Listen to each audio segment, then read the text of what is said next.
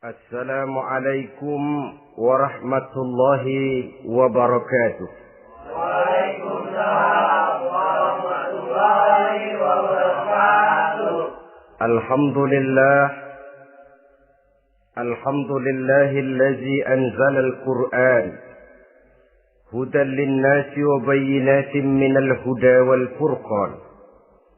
Wassalatu wassalamu ala asyrafil anam wa ala alihi wa ashabihil kiram, amma ba'du. Saudara-saudara kaum muslimin rahimakumullah. Setiap penganut agama di dunia ini mempunyai sesuatu kitab yang dianggapnya sebagai kitab suci. Orang Hindu punya kitab Weda. Orang Buddha punya kitab Tripitaka. Yahudi mempunyai Taurat. Nasrani mempunyai Injil. Penganut Konghucu punya kitab Tao Te Ching. Orang Majusi punya kitab Zen Avesta. Orang Kebatinan punya kitab Serat Centani, Hidayat Jati, Darmo Gandul, atau Gatoloco. Sementara kita umat Islam oleh Allah diberikan Al-Quranul Karim. Mengapa kita yakini Quran ini sebagai kitab suci? Pertama, ia bebas dari intervensi dan investasi manusiawi. Ia sepenuhnya, baik isi maupun redaksi, adalah produk dari Allah Subhanahu wa ta'ala. Kita yakini Quran kitab suci karena sampai hari ini belum ada seorang pun yang sanggup membuat seperti itu. Suatu kitab hanya dinamakan suci kalau dia bersih dari investasi dan intervensi manusia. Al-Quran ini sejak turunnya 14 abad yang lalu telah menantang. Wa in kuntum fi raibim mimma nazzalna ala abdina fa'tu bi suratin min misli. Apabila kamu ragu-ragu terhadap kebenaran Quran yang kami turunkan kepada hamba kami Muhammad, atau kamu menyangka Quran itu cuma bikinan Muhammad saja, cobalah kamu buat satu surah saja semacam Al-Quran. Apabila kamu tidak mampu melakukannya seorang diri, wada'u syuhada'akum, ajak seluruh teman-temanmu. Sejak tantangan ini turun 14 abad yang lalu, sampai hari ini, tidak seorang pun yang sanggup membuat satu surah saja semacam Al-Quranul Karim. Barangkali belum pernah ada yang coba-coba. Sudah. Di antaranya apa yang dilakukan oleh Musailamah Al-Kadzab. Dia mencoba membuat satu surah semacam Al-Quran yang kalimatnya sudah berbentuk bait-bait syair, tapi isinya jauh panggang daripada api. Yang kedua, kita yakini Quran sebagai kitab suci karena isi dan ajarannya sesuai dengan fitrah manusia. Suatu kitab dinamakan suci kalau ajarannya sejalan dengan fitrah manusia. Misalnya, manusia secara fitrah, kalau dia laki-laki, normal nafsu kepada perempuan, itu fitrah. Perempuan suka kepada laki-laki, itu fitrah. Kalau ada kitab suci, tapi melarang manusia untuk kawin, kesuciannya perlu diselidiki. Quran kitab suci sejalan dengan fitrah manusia, maka ia menganjurkan manusia yang mampu untuk melangsungkan perkawinan. Contoh lain, secara fitrah manusia perlu makan. Kalau ada kitab suci yang melarang manusia puasa saja siang malam terus menerus, itu kan sama juga nyuruh orang mati. Quran sesuai dengan fitrah manusia.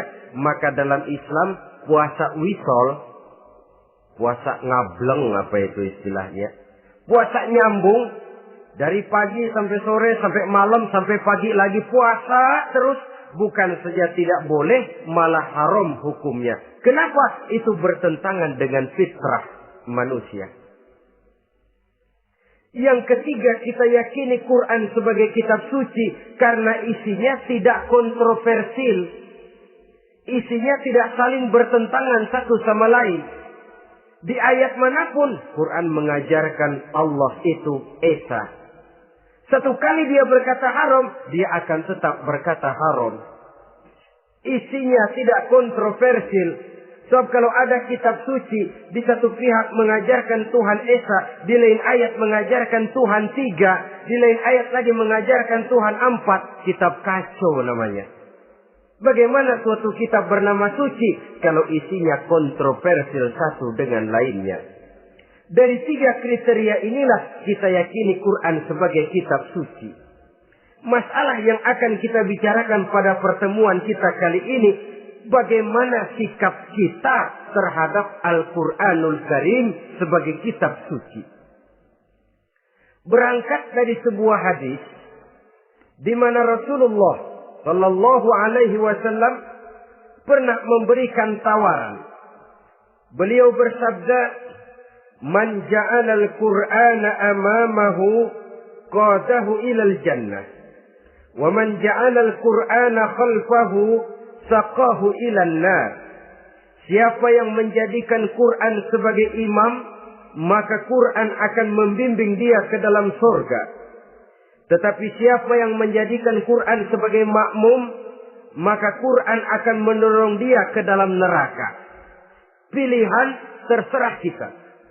Siapa yang menjadikan Quran sebagai imam, ditempatkannya Al-Quran di depan, dia ikuti petunjuk dan ajaran Al-Quran, maka Quran akan membimbing dia ke surga. Surga dunia, lebih-lebih lagi surga akhirat. Tetapi sebaliknya, siapa yang menempatkan Quran di belakangnya, dia belakangi Al-Quran, dia belakangi perintah dan ajaran-ajaran Al-Quran, dia perturutkan hawa nafsunya dalam kehidupan ini, maka Quran akan mendorong dia ke dalam neraka. Ya, neraka dunia, lebih-lebih lagi neraka akhirat. Pilihan terserah kita. Saya mau tanya, kira-kira Quran dalam hidup kita jadi imam apa jadi makmum? Imam apa makmum? Kalau Quran jadi imam, artinya kita umat Islam jadi makmum. Resiko dan logika tentu. Makmum harus ngikuti imam. Imam takbir, makmum takbir. Imam ruku, makmum ruku. Imam sujud, makmum sujud. Imam tahiyat, makmum tahiyat. Itu namanya Quran jadi imam, kita jadi makmum. Artinya dalam terjemahannya pada kehidupan, kalau merah kata Quran, merah kita kata. Hijau kata Quran, hijau kita bilang. Ke barat kata Quran, ke barat kita pergi. Ke timur kata Quran, ke timur kita berangkat. Halal kata Quran, halal kata kita. Haram kata Quran, haram kita bilang. Itu Quran imam, kita makmum. Nyatanya kadang-kadang kontras. Nyatanya kadang-kadang paradok. Merah kata Quran, hijau dong kata kita. Halal kata Quran, remeng-remeng kata kita. Ke barat kata Quran, ke timur kita pergi. Dalam praktek kita mau jadi makmum, Quran kita suruh jadi imam. Kita sesuaikan Quran dengan selera kita. Mana-mana ayat yang menguntungkan, mana ayat yang sesuai dengan mau kita, itu yang kita baca kuat-kuat. Itu yang kita canangkan ke tengah masyarakat ramai. Tapi manakala Quran itu bertentangan dengan nafsu kita, bertentangan dengan gaya dan kepribadian kita, kita umpetin itu Quran. Kalau kita cuma umpetin lumayan, kadang-kadang kita tuduh Quran ketinggalan zaman. Kita anggap Quran tidak relevan lagi dengan situasi dan kondisi. Kalau sudah begitu, sudah menyeberang terlalu jauh namanya. Saudara-saudara kaum muslimin rahimakumullah. Inilah makna hadis Nabi yang diriwayatkan dari Imam Ali bin Abi Thalib, bersabda Rasul, "Man qara'al Qur'ana fastazharahu fa ahalla halalahu wa harrama haramahu adkhalahul jannah." Barang siapa yang membaca Al-Quran lalu memperhatikannya, kemudian menghalalkan yang halal dan mengharamkan yang haram, maka Allah akan memasukkan orang itu ke dalam surga. Ya surga dunia, ya surga akhirat.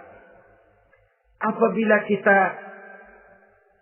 renungi hadis ini, maka untuk berimam kepada Al-Quran ada 3 jalan utama yang harus kita laksanakan.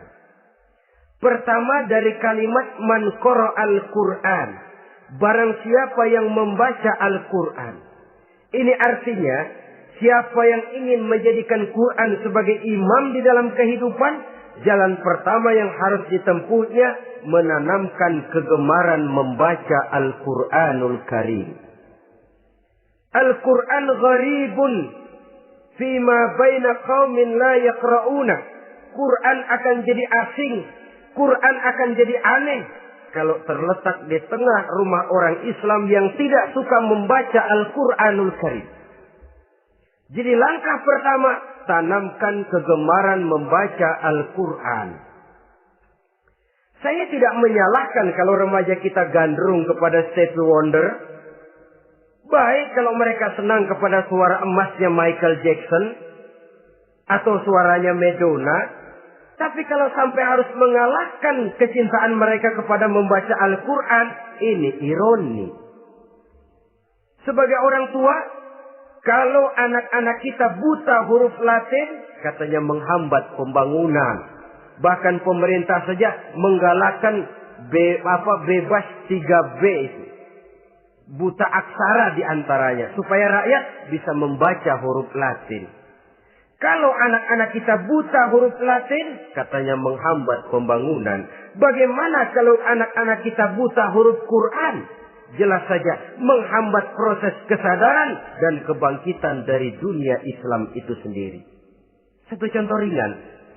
Dulu sebelum pembangunan merata, listrik belum lagi masuk desa, kampung gelap, rumah pakai lampu minyak. Kalau kita masuk kampung, terasa banyak orang Islam. Kenapa? Di rumah sebelah sana kita dengar anak muda sedang latihan baca rawi. Sebelah sini ibu-ibu sedang selawatan. Di rumah sana remaja sedang baca Quran. Pembangunan maju, listrik masuk desa. Alhamdulillah. Tapi apa yang kemudian terjadi? Proses pergeseran nilai. Setelah listrik masuk desa, radio main kenceng-kencengan. Televisi main gede-gedean. Baca Quran sudah barang aneh, langka. Tengoklah sekarang kalau kita masuk kampung, ada yang remaja sedang baca Quran. Rasanya kok aneh, nggak umum. Sesuatu yang baik malah menjadi nilai-nilai keanehan. Saudara-saudara kaum muslimin rahimakumullah, tanamkan kegemaran membaca.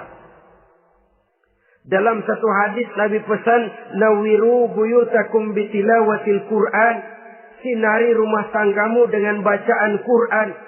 Sebab listrik ini cuma bisa menerangi gelap, tapi tidak akan sanggup menerangi hati manusia.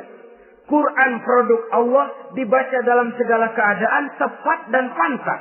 Lihat saja, orang sedih baca Quran, terhibur.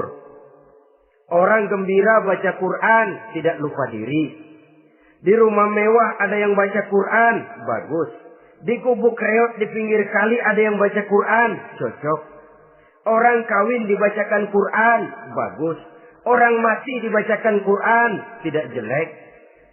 Dalam segala keadaan, in all season, bahasa kerennya, dia pantas dibaca. Saudara-saudara, bahkan orang sakit gigi pun kalau dengar baca Quran, tidak marah. Coba lihat. Dia senang benar lagu Michael Jackson, tapi giliran sakit gigi, coba setelin lagu Michael Jackson. Kalau nggak mencah-mencah, kamu gila apa nggak tahu saya lagi sakit gigi? Tapi coba bacakan Quran, dia pasti tidak marah. Begitu besar daya pengaruhnya. Bahkan Abu Jahal sama Abu Lahab pernah rapat. Kata Abu Jahal sama Abu Lahab, Mas Lahab, gini loh Mas. Kenapa? Ini saya pikir-pikir salah satu yang menyebabkan kenapa saudara kita banyak ikut ajaran Muhammad. Mereka kalau sudah dengar bacaan Quran terpesona. Jadi kita blokir saja. Caranya gimana? Kasih pengumuman kepada Quraisy, jangan sekali-kali mau dengerin Muhammad baca Quran. Kamu juga jangan. Dan kamu, saya pun begitu. Mari kita janji, tidak mau dengar bacaan Quran. Salaman. Pulang ke rumah masing-masing. Dapat 1 hari tahan, 2 hari bertahan, 3 hari, seminggu ke atas. Abu Jahal mulai ada semacam rindu. Kangen pengen dengar ayat Quran. Karena secara pribadi dia mengakui keindahan gaya bahasanya jauh lebih tinggi dari kemampuan penyair Quraisy. Isi ajarannya sangat dalam dan menyentuh segi-segi kehidupan manusia. Nggak tahan Abu Jahal kayak dikilikin hatinya. Keluar rumah mindik-mindik, umpet-ngumpet. Ngempet di rumah Nabi. Pengen dengar Nabi baca Quran. Rupanya Abu Lahab sama. Pikir Abu Jahal, Abu Lahab nggak bakalan keluar. Abu Lahab berpikir, Jahal pasti di rumah. Dua-duanya bareng berangkat ke rumah Nabi. Cuma yang satu dari sebelah barat, yang satu dari sebelah timur. Ngempet, ketemu di sudut, sama-sama kaget. Jahal, loh kamu Lahab? Iya, kamu ngapain? Lah kamu ngapain? Akhirnya sama-sama malu. Sama-sama tidak bisa menahan diri. Akhirnya sama-sama ngakuin. Bagaimanapun kita harus akui bahwa Al-Quran ini mengandung daya pesona yang sangat luar biasa. Itu dari segi bacaan. Belum lagi dari segi ajaran. Belum lagi dari segi isi. Tanamkan kegemaran membaca Al-Quran. Sampai-sampai Nabi katakan, Innal ladzi laisa fi jawfihi syai'un minal Quran kal baitil kharib. Orang yang dari tenggorokannya belum pernah keluar ayat Quran barang sepotong pun. Belum pernah ngaji barang seayat pun. Itu orang kata Nabi kal baitil kharib. Kayak rumah kosong. Rumah kan kalau kosong biar bagus, mewah, besar, perabotannya lengkap. Kalau kosong, angker. Setan kuntilanak memedi, betah benar di situ. Saudara-saudara kaum muslimin rahimakumullah. Dalam satu percontohan Nabi mengatakan begini. Masalul mu'minil ladzi yaqra'ul Qur'an kamasalil utrujah. Rihuha thayyibun wa ta'muha thayyibun. Orang mukmin yang suka membaca Quran adalah ibarat buah utrujah. Baunya wangi, rasanya lezat. Kira-kira kalau di negeri kita buah apa utrujah itu? Semacam jeruk yang manis lah. Sudah baunya wangi, rasanya enak. Itu buah itu. Orang mukmin yang suka baca Quran kayak buah itu. Baunya wangi, rasanya enak. Artinya syiarnya hidup, isinya memang orang mukmin. Sebaliknya, wa masalul mu'minil ladzi la yaqra'ul Qur'an kamasalit tamrah la riha laha wa ta'muha hulwun. Orang mukmin yang tidak suka baca Quran kayak korma. Rasanya emang manis, cuman kagak ada baunya. Artinya apa? Syiarnya kurang. Kalau orang belum tapi kenal kan kagak mau makan kurma. Kenapa? Nggak ada baunya. Daya tariknya kurang, walaupun rasanya enak. Kalau daya tariknya nggak ada, kan nggak ada iklannya, tidak ada syiarnya. Itu orang mukmin yang tidak suka membaca Quran. Ibarat buah, nggak ada baunya, walaupun rasanya enak. Orang kurang tergerak, kurang syiar, kurang daya tarik. Sebaliknya, wa masalul munafiq allazi yaqra'ul Qur'an kamasalir raihanah. Rihuha thayyibun wa ta'muha murrun. Orang munafik yang suka baca Quran seperti buah raihanah. Apa itu? Baunya wangi, rasanya pahit. Orang munafik baca Quran kayak buah itu. Baunya sih enak, cuman rasanya pahit. Ya munafik baca Quran. Syiarnya sih lumayan, daya tariknya hebat, isinya munafik. Nah, paling jelek orang munafik yang nggak suka baca Quran. Wa masalul munafiqil ladzi la yaqra'ul Qur'an kamasalil hanzalah. Laisa laha rihun wa ta'muha murrun. Orang munafik yang tidak suka baca Quran seperti buah hanzalah. Sudah enggak ada baunya, rasanya pahit lagi. Kalau buah pacek kali. Udah baunya kagak ada, kalau dimakan bikin orang celeng. Saudara-saudara kaum muslimin rahimakumullah. Tanamkan kegemaran membaca Al-Quran. Karena membaca Al-Quran merupakan ibadah yang besar. Bahkan kata Nabi, afdalu ibadati abdi qiraatul Quran. Nilai ibadah yang paling baik dari hambaku adalah ibadah membaca Al-Quran. Dalam sholat pahalanya lebih besar di luar sholat daripada di luar sholat. Dengan wudu pahalanya lebih besar daripada tanpa wudu. Mengerti pahalanya lebih besar daripada tidak mengerti. Tapi tidak mengerti pun jangankan membaca, mendengar saja orang baca Quran dengan baik sudah didoakan untuk mendapat rahmat. Berpahala mendengar bacaan Al-Quran walaupun tidak mengerti. Apalagi membaca sendiri, apalagi mengerti apa yang kita baca. Tentu pahala itu akan jauh lebih besar. Ini yang pertama. Tanamkan kegemaran membaca Al-Quranul Karim. Yang kedua, dalam hadis tadi, fastazharuhu. Man qara'al Qur'ana fastazharuhu. Siapa yang membaca Al-Quran kemudian memperhatikannya. Jadi kalau kita mau berimam kepada Al-Quran, setelah menanamkan kegemaran membaca, yang kedua, perhatikan. Pahami isinya. Jangan seperti monyet pakai mahkota, ketawa girang, cengengesan, tapi dia tidak tahu arti kebesaran mahkota yang disandangnya. Bangga dengan Al-Quran, tapi apa kandungannya kita tidak mengerti.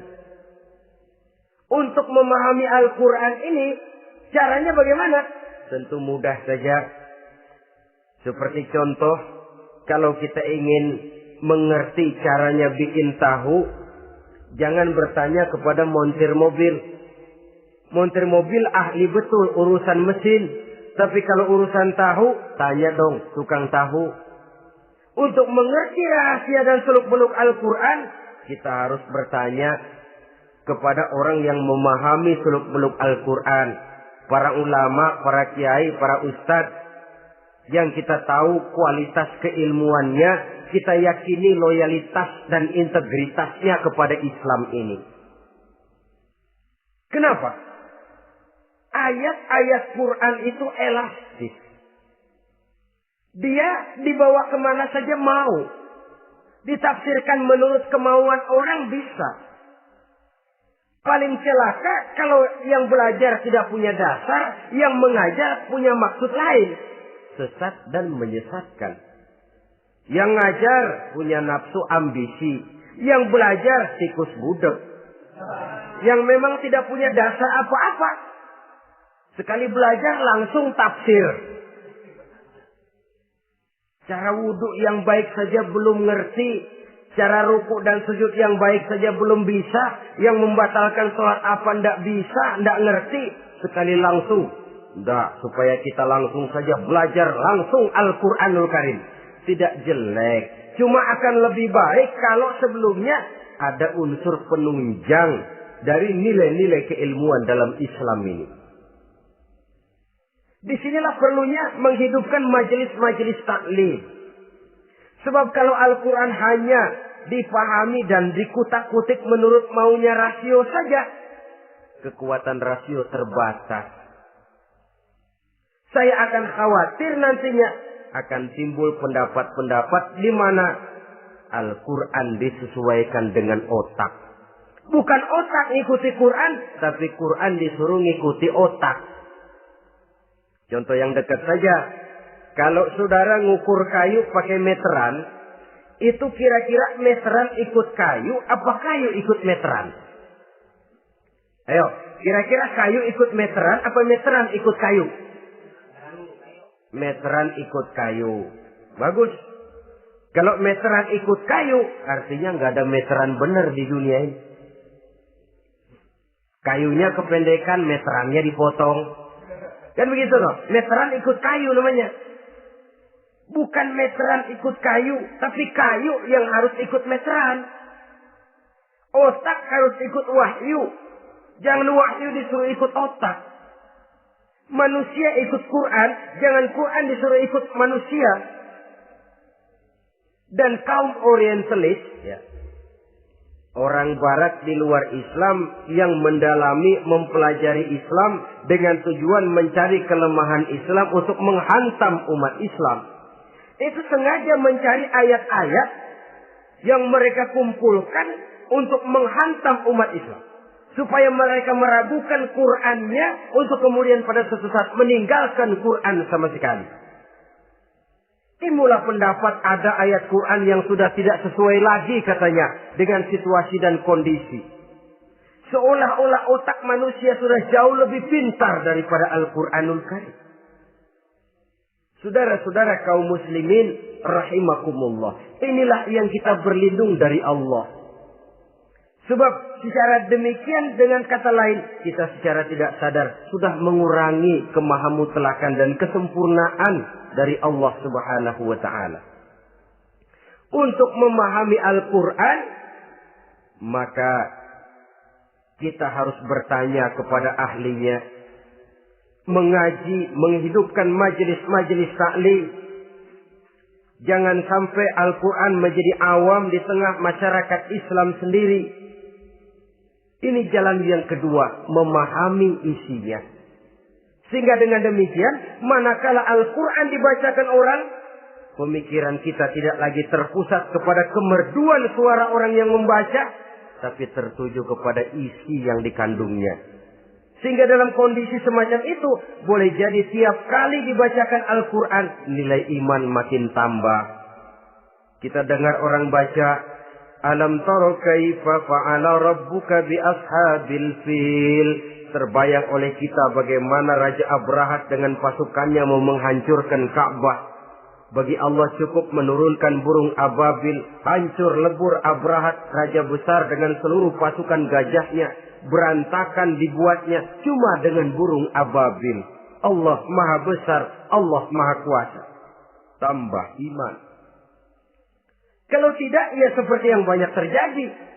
Quran menceritakan azab, kita malah kesenangan.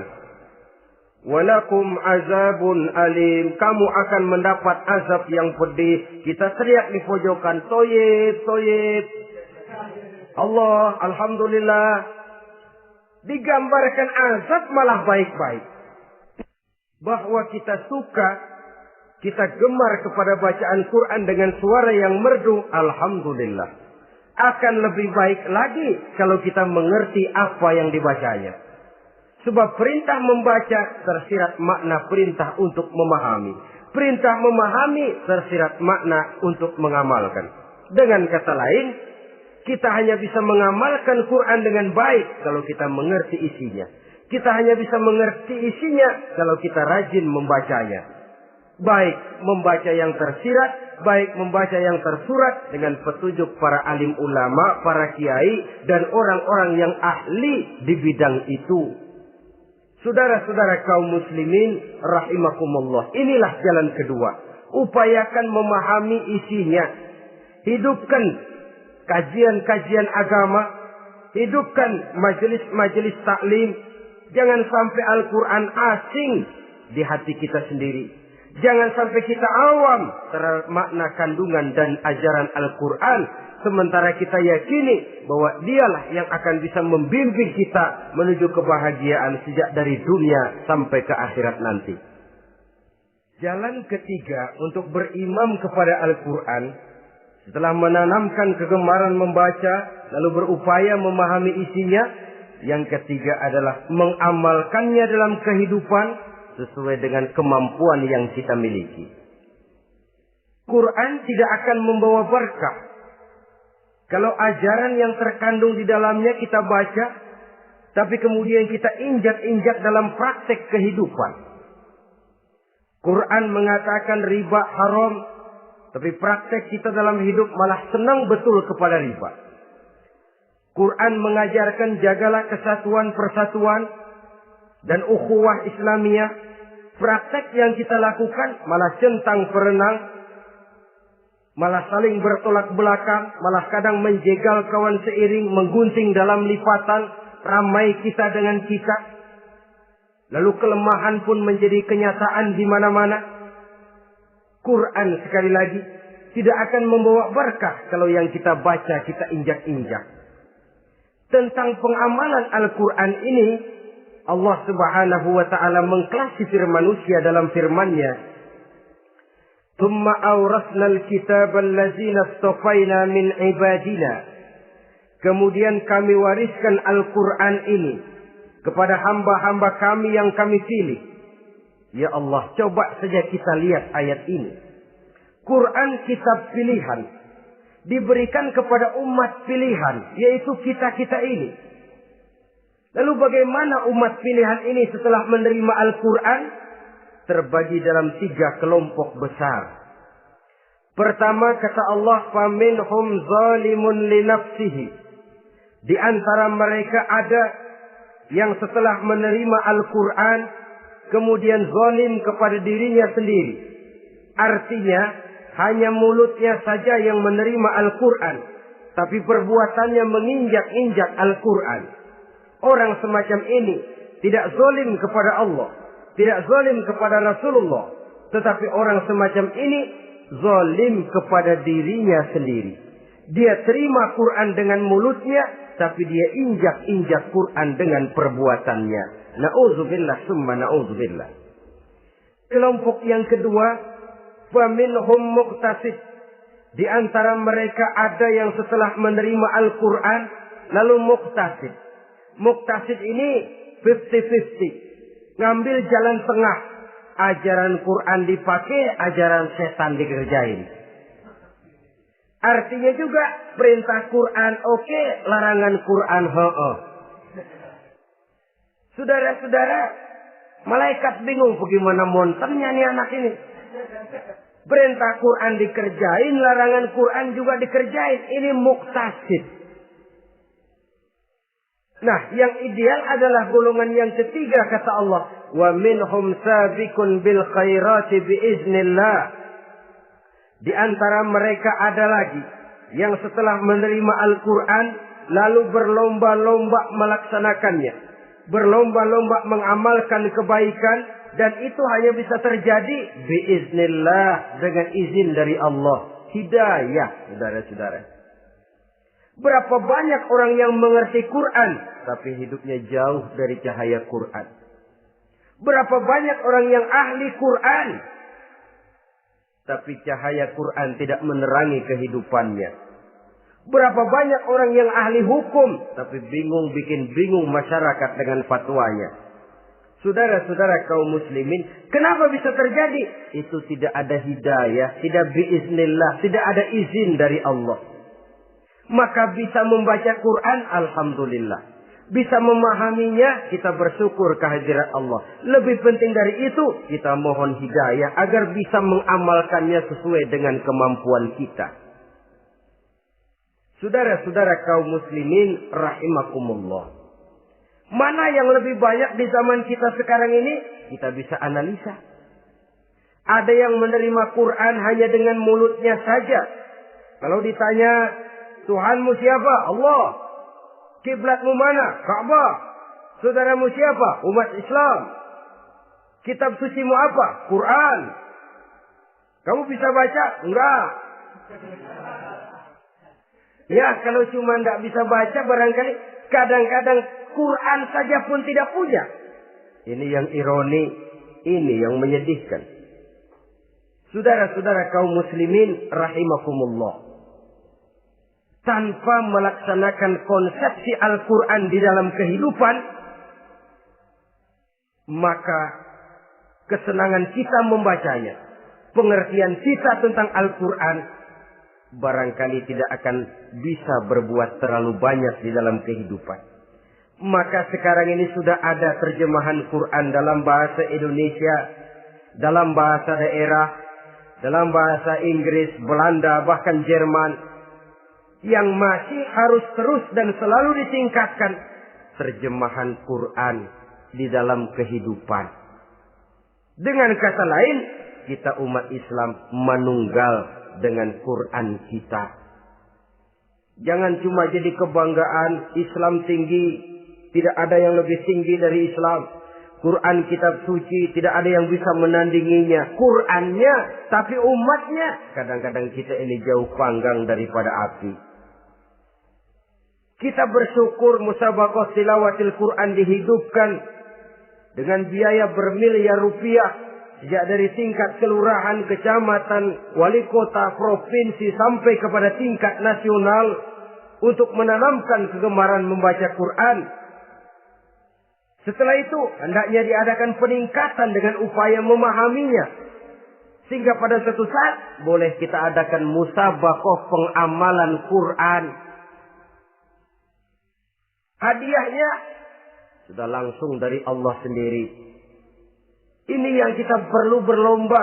Berlomba mengamalkan ajaran Quran. Sabiqun bil khairat. Berlomba mengamalkan ajaran-ajaran Al-Quranul Karim. Nah, oleh karena Al-Quran ini dalam bentuknya yang umum kadang-kadang hanya menjelaskan satu persoalan secara global, kita memerlukan tuntunan sunnah dari Rasulullah Sallallahu Alaihi Wasallam. Umpamanya, Quran hanya mengajarkan aqimis sholat, dirikan sholat. Caranya bagaimana? Tidak ada cara sholat dalam Quran. Dari mana kita tahu cara sholat? Dari sunnah.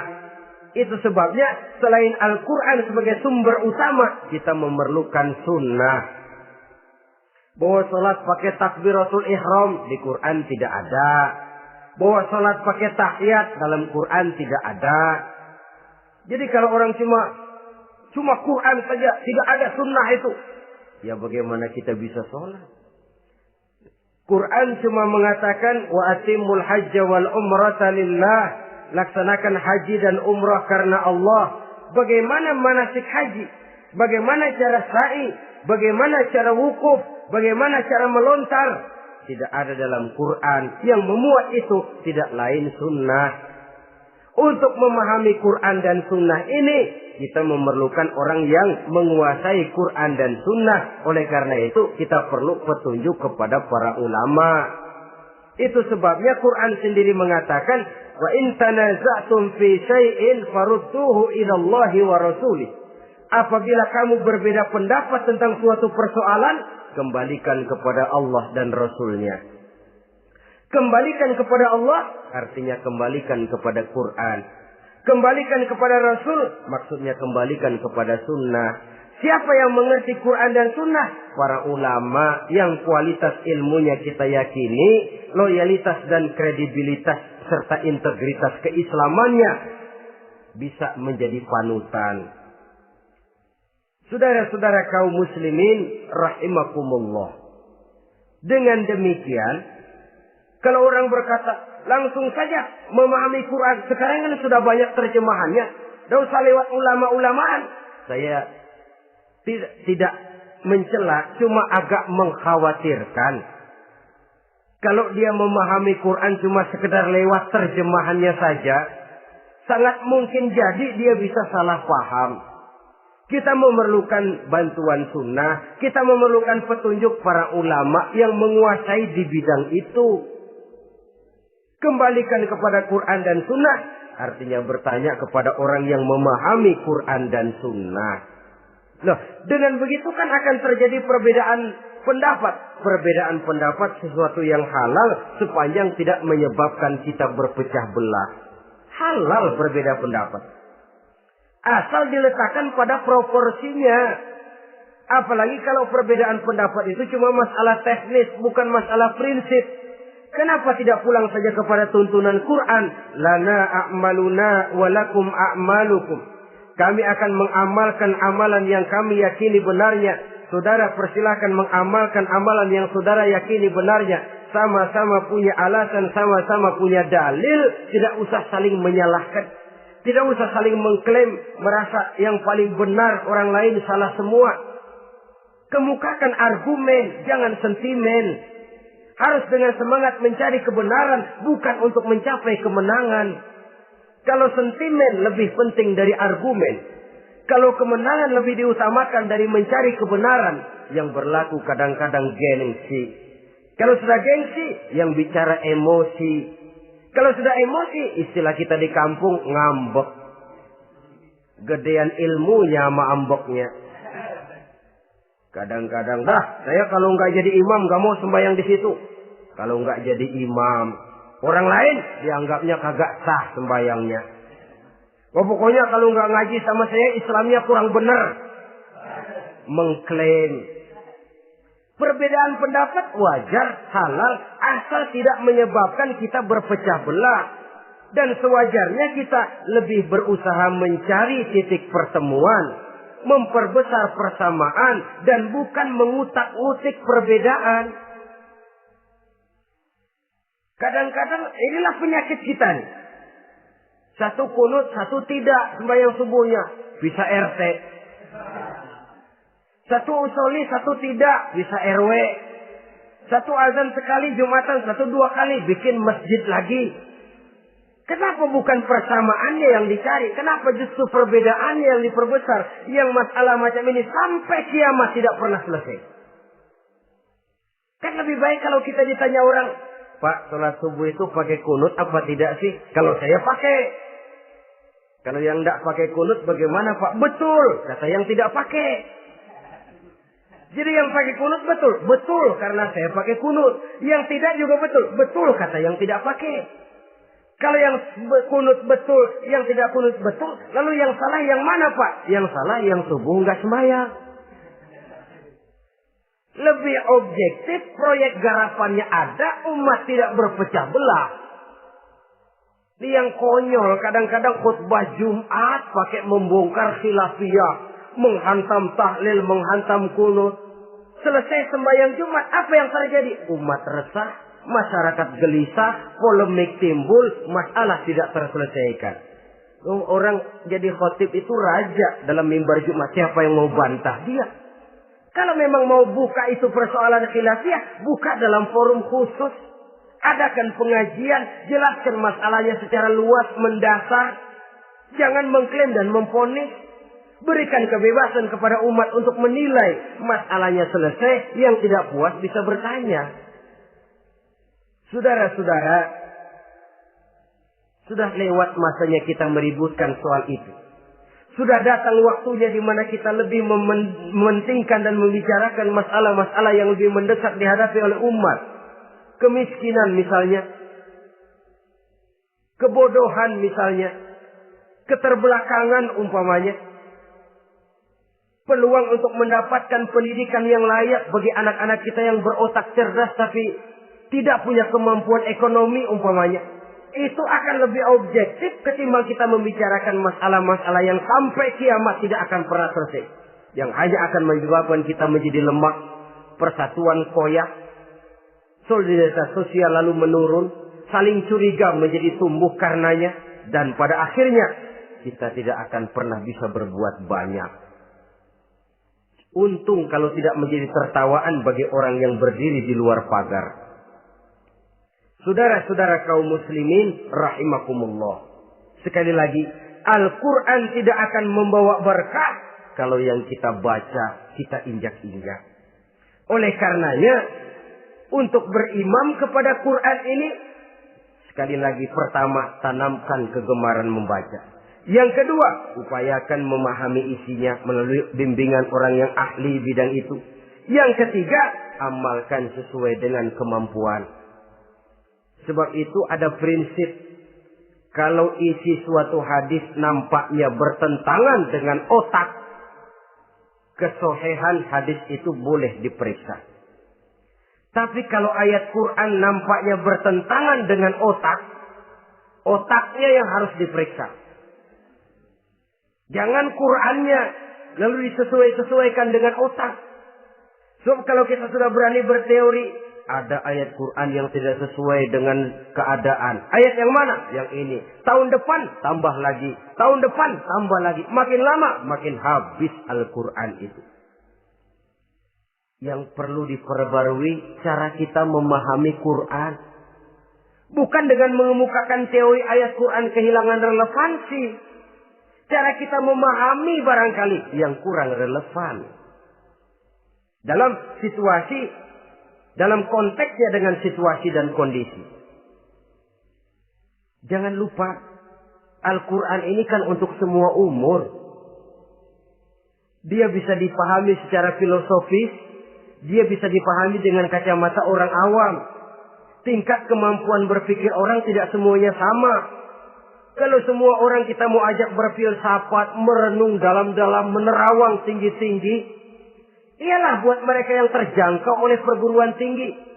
Tapi buat saudara-saudara kita, pedagang-pedagang kecil, petani di desa-desa terpencil, remaja-remaja yang jauh dari sentuhan teknologi canggih, sanggupkah mereka berpikir filosofis?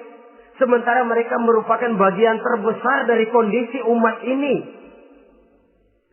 Saudara-saudara kaum muslimin, oleh karenanya ditentang membaca, memahami dan mengamalkan, Rasulullah Sallallahu Alaihi Wasallam pernah memberikan sugesti.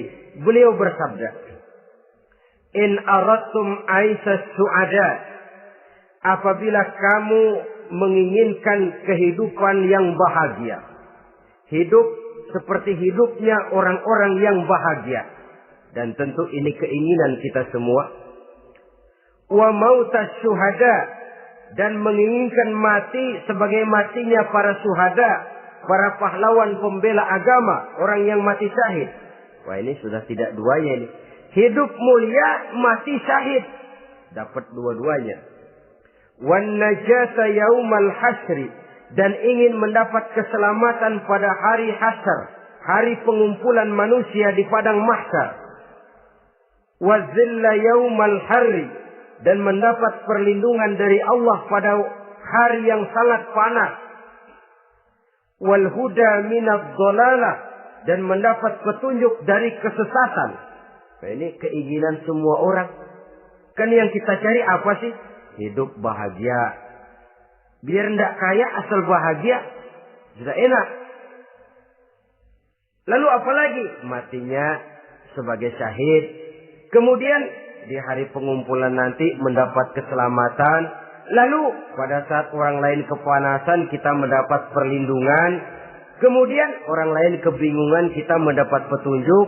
Kalau ini yang diinginkan kata Nabi, resepnya fa'adimu qiraatal Quran. Maka lazimkan, biasakan olehmu membaca Quran. Tidak ada terlambat.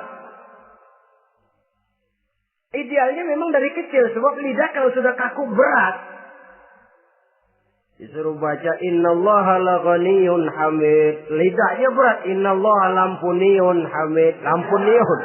Laghaniyun jadi lampuniyun. Lidah itu kalau sudah berat ya memang berat. Disuruh baca ya bani Israel. Lidahnya berat. Ya bini Siroil. Jadi ya bini Siroil. Saudara-saudara, idealnya memang dibiasakan dari kecil supaya lidah itu ringan. Kalau tidak ada istilah terlambat. Saya malu Pak, belajar alif-alifan udah gede. Ya jangan alif-alifan, alif beneran. Alif-alifan kapan bisa ya? Alif beneran yang dipelajari. Tidak ada istilah terlambat, tidak ada istilah malu untuk belajar Al-Quran ini. Saudara-saudara kaum muslimin rahimakumullah. Ini sugesti untuk menanamkan kegemaran membaca. Lalu sugesti untuk memahaminya. Tentu banyak ayat, banyak hadis. Mengapa tidak di antara kamu sekelompok orang yang berangkat untuk memperdalam, memahami agama. Falaula nafaro min kulli firqatin minhum ta'ifatun liyatafaqahu fid din. Di tengah kelompok orang yang berangkat belajar teknologi canggih, di tengah grup orang yang mendalami ekonomi, di tengah kelompok orang yang membidangi hukum, di tengah kelompok orang yang sibuk meneliti ilmu-ilmu kedokteran, mengapa tidak ada kelompok orang yang secara takhasus liyatafaqahu fid din, mendalami agama, mendalami Quran ini harus ada. Lalu sugesti untuk mengamalkan Al-Quran kelihatan dari peringatan Allah yang kita bisa temukan pada surah Toha ayat 124 sampai dengan 127. Wa man a'rada an zikri, barang siapa yang berpaling dari peringatanku, kata Allah. Barang siapa yang berpaling dari Al-Quran ini, dia terima Al-Quran, dia imani Quran, tapi dia berpaling dari ajarannya, dia injak-injak apa yang seharusnya dia amalkan, dia perturutkan hawa nafsunya, maka kata Allah, fa inna lahu ma'isyatan dhanka, dia akan diberikan satu penghidupan yang sempit. Inna lillahi wa inna ilaihi raji'un. Diberikan hidup yang sempit. Kalau hidup sudah terasa sempit, bagaimanapun luasnya rumah, sempit. Kalau hidup sudah terasa sempit, bagaimanapun banyaknya harta, sumpek. Kalau sudah hidup ini terasa sempit, bagaimanapun luasnya pergaulan, tidak ada tempat kita bertanya, melarikan persoalan, membagi rasa. Siapa yang berpaling dari Quran, dia akan diberikan penghidupan yang sempit.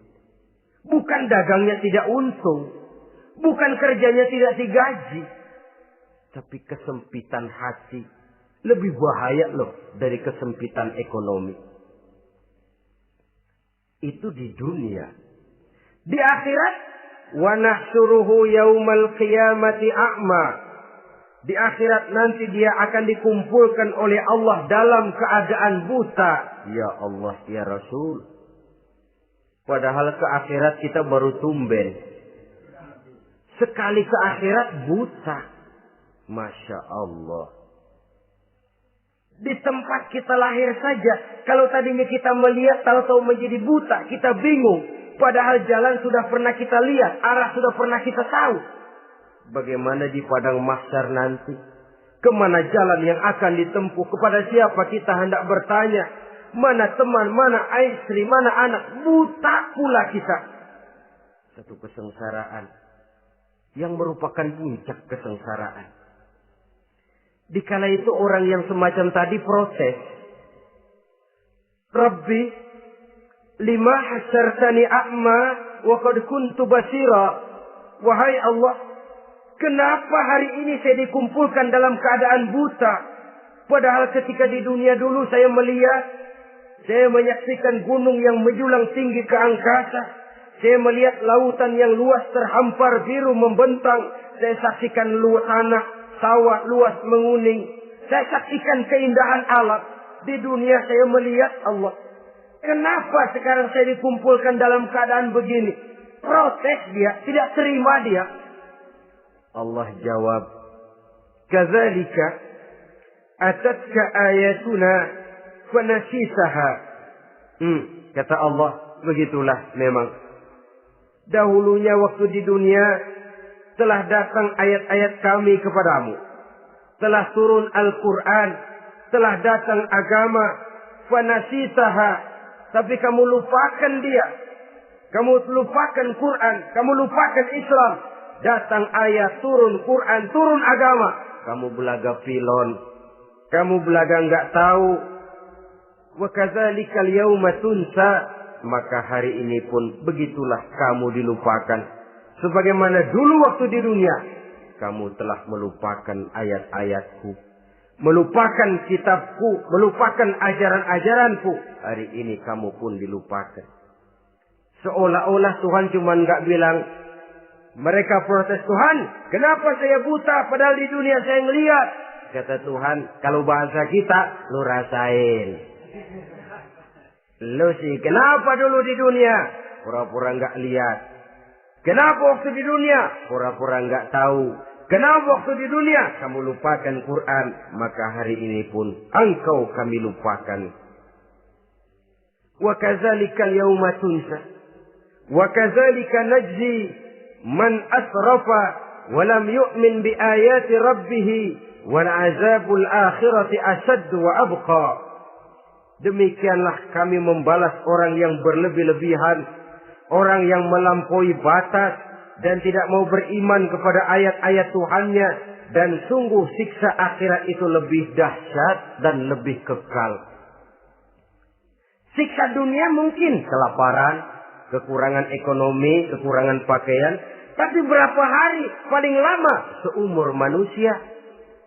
70 tahun umur kita, ya paling lama begitulah. Tapi siksa akhirat, kesengsaraan akhirat, kesengsaraan neraka, asyaddu wa abqa, lebih dahsyat dan lebih kekal. Di zaman sekarang orang bukan cuma berbuat potong kompas, berpikir pun potong kompas, berpikir pun ngambil jalan pintas. Dia lebih memilih kesenangan yang sedikit dengan mengorbankan kesenangan yang abadi. Dia mengejar surga yang sebentar dengan menghancurkan surga yang kekal. Dicarinya surga dunia, hidup cukup, rumah bagus, makan bagus, pakaian bagus, istri bagus, dengan menghalalkan segala macam cara, berpaling daripada kehidupan agama, lalu menginjak-injak Al-Quranul Karim. Kita berlindung kepada Allah, jangan sampai dimasukkan dalam kelompok yang di akhirat nanti dibangkitkan dalam keadaan buta. Na'udzubillah summa na'udzubillah. Di sini kita terkesan dengan apa yang dikatakan Sayyid Muhammad Abduh. Al-Islam mahjubun bil muslimin. Kebesaran Islam kadang-kadang tertutup oleh tingkah laku umat Islam sendiri. Keluhuran dan kesempurnaan Al-Quran tertutup oleh kebodohan umat Islam. Sedangkan untuk mengungkapkan rahasia Al-Quran ini diperlukan keahlian yang kompleks. Saudara yang di Fakultas Teknik belajar teknologi, ungkap buka rahasia Quran di bidang teknologi. Saudara yang di bidang kedokteran, ungkap buka rahasia Al-Quran di bidang kedokteran. Saudara yang ahli geologi, pelajari struktur kulit bumi dengan mengungkap rahasia Al-Quran. Sehingga pengkajian kita tentang teknologi, pengkajian kita tentang angkasa luar, pengkajian kita tentang anatomi manusia akan berakhir kepada subhanaka ma khalaqta hadza batila. Ya Allah, tidak satu pun yang Engkau ciptakan ini sia-sia. Perut bumi mengandung minyak, timah, kekayaan yang berharga untuk manusia. Mempelajari angkasa luar bisa memahami musim dan menyelamatkan manusia. Mempelajari rimba belantara, teknologi canggih, akhirnya akan memperkuat nilai-nilai iman. Menerjemahkan ajaran Quran lewat disiplin ilmu yang kita kuasai masing-masing, untuk kemudian bekerja sama bahu-membahu dalam rangka mengimani Al-Quran, mengamalkan Al-Quran, dan mengawal keluhuran Al-Quranul Karim yang atas dasar tuntunannya kita hidup, untuknya kita berjuang, dan dalam bimbingannya kita ingin kembali menghadap Allah Subhanahu wa Ta'ala. Inilah pertemuan yang singkat ini. Mudah-mudahan kita diberikan kekuatan oleh Allah untuk berimam kepada Al-Quran, menjadikannya sebagai pedoman utama di dalam kehidupan kita. Terima kasih atas segala perhatian. Mohon maaf atas segala kekurangan. Usikum wa nafsi bitaqwallah. Wassalamualaikum warahmatullahi wabarakatuh.